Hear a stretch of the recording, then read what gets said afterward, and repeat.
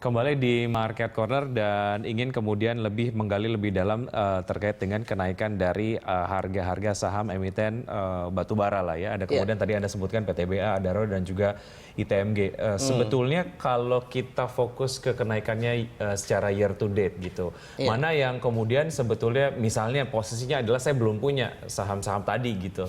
Mana yang sebetulnya secara year to date ini kemudian masih menarik?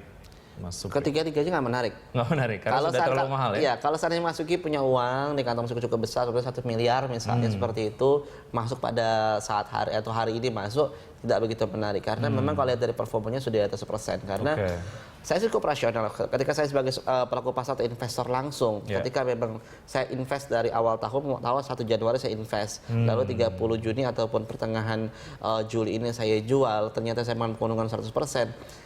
Ya, sudah cukup puas saya seperti itu. Karena itu melebihi daripada saya naruh di bank ataupun rata-rata performa ISG sendiri kalau saya benchmark dari ISG. Termasuk index mining. Index mining itu performanya masih 48%. Artinya performa saham batubara ketiga tersebut ya itu jauh melebihi indeksnya sendiri. Ya kalau seandainya cukup rasional saya nggak perlu masuk. Kalau saya masuk saya tunggu diskon saja lah. Kalau saya punya uang. Nah bagaimana kalau misalnya saya punya barang, saya punya sahamnya, ya lebih baik saya jual. Berapa besar kemungkinan diskonnya nanti kita akan bahas.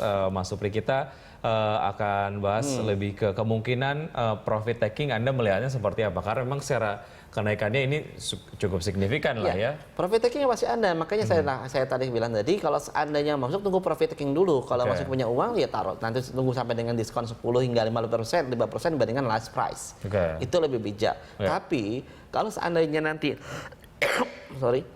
terjadi kenaikan pasca mengalami koreksi ya, pasca sudah sampai level supportnya, jangan pernah berharap performanya akan sama dengan first half kemarin. Ya, apa penyebabnya, Mas? Agak sedikit sulit ya ketika memang belum disertai dengan real fundamentalnya, lalu mengalami kenaikan langsung 200% selama setahun.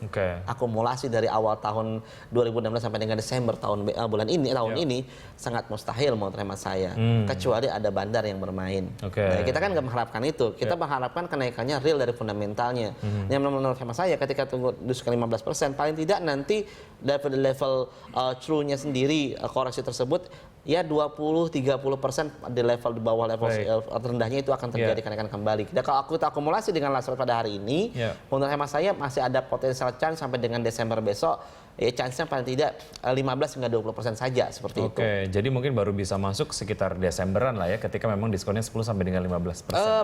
Bukan secara teknikal Anda melihat target saya sampai dengan Desember masih ada kenaikan dengan last price 20%. Nah, kalau seandainya mau masuk terserah mau masuk pada last price artinya kita punya nanti potensi kenaikannya sampai dengan 20%, tapi kalau tadinya kita tunggu diskon 15% kan terjadi potensinya berapa? 35%. Secara pola pergerakan teknikal kemudian juga melihat dari kemungkinan akan adanya profit taking. Sebetulnya koreksi 10 sampai dengan 15% Anda melihatnya kemungkinannya terjadi kapan? Secara pola pergerakan teknikal dan lain sebagainya. Kalau secara teknikal itu sudah overbought ya. Overbought jadi rawan sekali jatuh. Kalau lihat daripada posisi di pagi hari ini saja kan pergerakannya masih pertama volumenya kecil.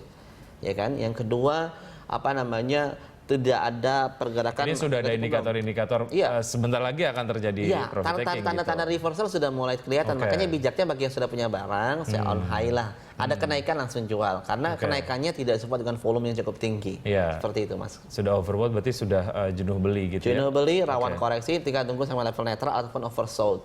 Kalaupun misalnya sudah terjadi 10 sampai dengan 15% itu tadi, apakah memang kita buy saja ke seluruh saham-saham yang tadi kemudian kita bahas ada PTBA, Adaro dan juga ITMG atau tetap selective buy? Selective buy untuk untuk dua saja, Adaro dan PTBA.